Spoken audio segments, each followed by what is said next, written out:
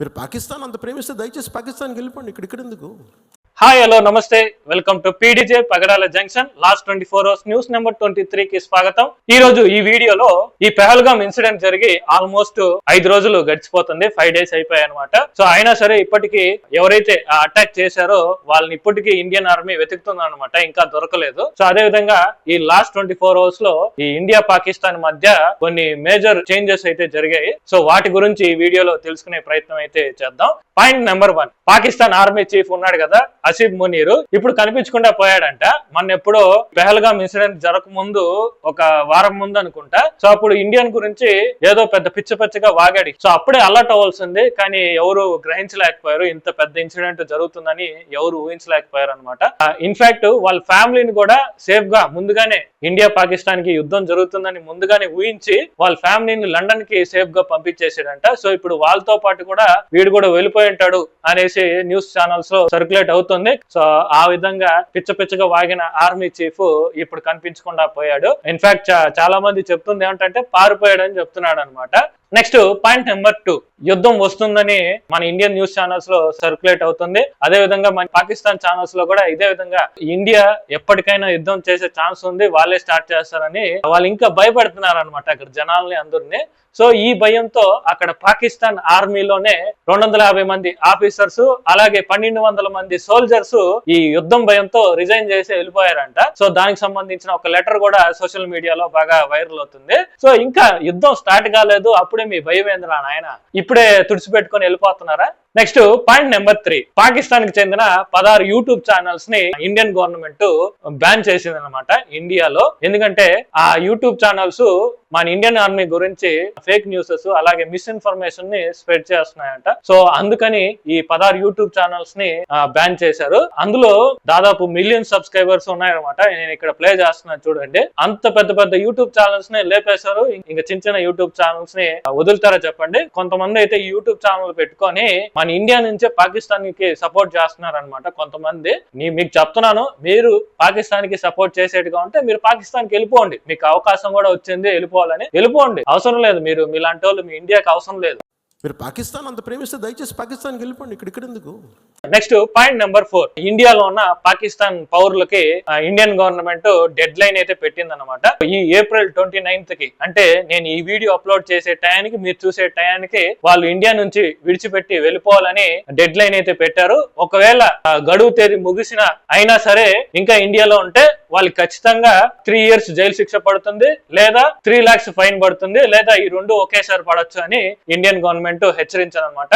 Next point number 5, ఈ Pahalgam incident జరిగి almost 5 days అయితే గడిచిపోయింది. సో ఈ 5 days లో ఇండియన్ గవర్నమెంట్ ఇండస్ వ్యాలీ ట్రీటీని క్యాన్సిల్ చేసుకుంది. అలాగే ఎవరైతే ఈ పాకిస్తాన్ వాళ్ళకి ఇండియా వీసాలు ఇస్తున్నారో వాళ్ళని క్యాన్సిల్ చేసి ఇండియాలో ఉంటున్న పాకిస్తాన్ వాళ్ళని తిరిగి వెళ్ళిపోవాలని చెప్పి ఆర్డర్స్ అయితే ఇచ్చారు కదా. సో ఆ విధంగా చూసుకుంటే ఈ 5 రోజుల్లో దాదాపు 537 మంది పాకిస్తానీలు ఇండియా నుంచి వెళ్ళిపోయారు అనమాట. సో ఇంకా ఉన్నారు, వాళ్ళకి ఈ రోజు last date, April 29th last date. ఆ లోపల వెళ్ళిపోవాలని చెప్పారనమాట. సో కొన్ని మెడికల్ వీసాలకైతే వచ్చింటారు కదా ట్రీట్మెంట్ చేసుకోవటానికి, వాళ్ళకైతే May 1st వరకు టైం ఇచ్చారు. సో ఆ లోపల వాళ్ళు వెళ్ళిపోవాలని ఆర్డర్స్ అయితే పాస్ చేశారు. అదే విధంగా మన ఇండియా వాళ్ళు అయితే పాకిస్తాన్ నుంచి 850 మంది వచ్చారనమాట అక్కడి నుంచి. నెక్స్ట్ పాయింట్ నెంబర్ 6, నిన్న ఒక వీడియో అయితే బాగా వైరల్ అవుతుంది అనమాట. అదేంటంటే Pakistan defence minister famous news channel కి ఇంటర్వ్యూ ఇచ్చాడు అనమాట. ఆ ఇంటర్వ్యూలో ఏం చెప్తున్నాడు అంటే,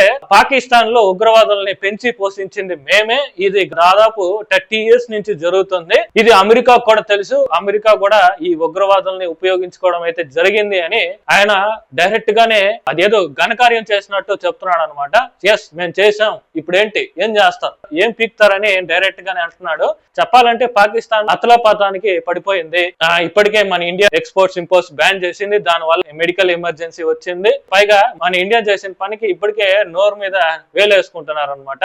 ఏంట్రా బాబు ఇండియా ఎప్పుడేం చేస్తుందో అర్థం కావట్లేదని ఆ భయంతో ఉన్నారు. అదేంటంటే ఇండియా ఈ ట్రీటీ రివర్ వాటర్ కు సంబంధించి ఒక ట్రీటీని అయితే క్యాన్సిల్ చేసుకుంది కదా. సో అప్పుడు దాంట్లో భాగంగా డ్యామ్స్ ని అయితే క్లోజ్ చేశారు. సో ఇప్పుడు ఏం చేశారు అంటే ఆ వాటర్ ని ఏ ఇన్ఫర్మేషన్ లేకుండా ఉన్నట్టుండి ఓపెన్ చేశారు అనమాట. దీంతో పాకిస్తాన్ లో వరదలు అయితే వచ్చాయన్నమాట.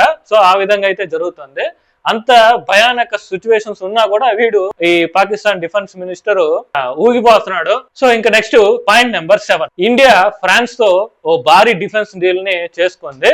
దాదాపు 63,000 కోట్ల పెట్టుబడితో 26 రాఫెల్ మెరైన్ ఎయిర్ క్రాఫ్ట్స్ ను కొనుగోలు చేసేలా ఈ ఒప్పందం అయితే జరిగిందనమాట. నిన్ననే చేసుకున్నారు. సో దీంతో పాకిస్తాన్ వాళ్ళకి ఎక్కడో తడిచిపోయింది. సో ఈ ఎయిర్ క్రాఫ్ట్స్ ని దశల వారీగా అంటే ఈ 2031 లోపు ఈ 26 ఎయిర్ క్రాఫ్ట్స్ ని పంపించే విధంగా ఫ్రాన్స్ అయితే ఒప్పందం అయితే చేసుకుంది. సో అంటే ఒకేసారి కాకుండా ఒకటో రెండో అంటే ఇయర్ కు రెండో లేకపోతే ఇయర్ లో కొన్ని అలా ఇండియాకి డెలివరీ చేస్తుంది అనమాట. ఒకటి మాత్రం అయితే కన్ఫర్మ్, యుద్ధం ఇంకా స్టార్ట్ కాలేదు కానీ స్టార్ట్ అయితే పాకిస్తాన్ కి చుక్కలే, ఇంకా వాళ్ళకి ఇంకా నేల కనిపించదు వాళ్ళకి. సో ఆ విధంగా అయితే ప్లాన్ చేస్తున్నారు అనమాట.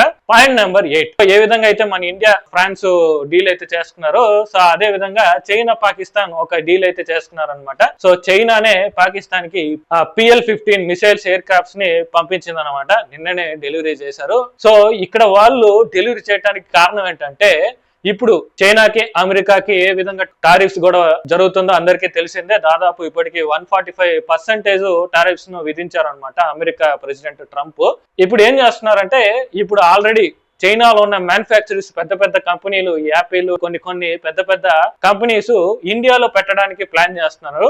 సో ఇది ఆ చైనాకి నచ్చలేదన్నమాట. అందుకే గుంటనక్కలాగా ఈ పాకిస్తాన్ కి సపోర్ట్ చేస్తుంది. సో ఆ ధైర్యంతో వాళ్ళు పొంగిపోతున్నారు. సో నిజానికి చెప్పాలంటే మీరు ఎంత పొంగిపోయినా సరే ఇండియా సింగిల్ హ్యాండ్ తో వాళ్ళని లేపేస్తుంది అనమాట. ఫర్ ఎగ్జాంపుల్ కార్గిల్ యుద్ధం గానీ, అదే విధంగా బంగ్లాదేశ్ కు సపోర్టింగ్ గా పాకిస్తాన్ తో మన ఇండియా యుద్ధం చేసింది కదా. సో అందులో చూసుకుంటే ఎవరి సపోర్ట్ లేకుండా సింగిల్ హ్యాండ్ తో పాకిస్తాన్ ని లేపేసింది అనమాట. దాదాపు 90,000 మంది సైనికులు లొంగిపోయారు. ఆ సిచ్యువేషన్ ఉందని తెలిసి కూడా వాళ్ళు కాలు దూతారనమాట. ఒకవేళ యుద్ధం స్టార్ట్ అయితే ఇస్తాం, గట్టిగా ఇస్తాం, పోతారు, అందరూ పోతారు. ఇంకా నెక్స్ట్ పాయింట్ నెంబర్ 9, పెహల్గాం ఉగ్రదాడికి సంబంధించి మన ఇండియాలో ఫోక్ సింగర్ అయిన నేహా సింగ్ ని పోలీసులు దేశద్రోహం కింద అరెస్ట్ చేశారనమాట. ఎందుకు అరెస్ట్ చేశారంటే ఈమె తన సోషల్ మీడియా అకౌంట్ల ద్వారా మతాల మధ్య చిచ్చు పెట్టే విధంగా పోస్టులు అయితే చేస్తుందని చెప్పి దేశద్రోహం కింద కేసు ఫైల్ చేసి ఆమెని అరెస్ట్ చేయడం అయితే జరిగింది. ఎందుకు చెప్పండి, ఇండియాలో ఉండి పాకిస్తాన్ కి ఇతర దేశాలకి సపోర్ట్ చేయటం. మీరు దయచేసి వెళ్ళిపోండి, పాకిస్తాన్ కి ఉండొద్దండి ఇండియాలో, చెత్త నా కొడుకులు. మీరు పాకిస్తాన్ అంత ప్రేమిస్తే దయచేసి పాకిస్తాన్కి వెళ్ళిపోండి, ఇక్కడ ఎందుకు. నెక్స్ట్ పాయింట్ నెంబర్ 10, నిన్న పెహల్గామ్ ఇన్సిడెంట్ సంబంధించి ఒక వీడియో బాగా వైరల్ అవుతుంది అనమాట. అంటే ఈ 5 days లో చాలా వీడియోలు బయటకు వచ్చాయి కానీ ఎక్స్పెషల్లీ ఈ వీడియో గురించి చెప్పాలన్నమాట. సో ఈ వీడియోలో ఒక అతను రోప్వే వీడియో తీసుకుంటూ అటు వెళ్తున్నాడు అనమాట. సో ఈ వీడియో స్టార్టింగ్ లో ఒక అతను దేవుడి పేరు అల్లాహు అక్బర్ అని చెప్పి 3 సార్లు పలకడం అయితే జరిగింది. సో అందరూ అతని ఉగ్రవాదులని అనుకుంటున్నారు, కానీ నిజంగా చెప్పాలంటే వాళ్ళైతే ఉగ్రవాదులు అయితే కాదు, ఆ రోప్వే దగ్గర పనిచేస్తారనమాట.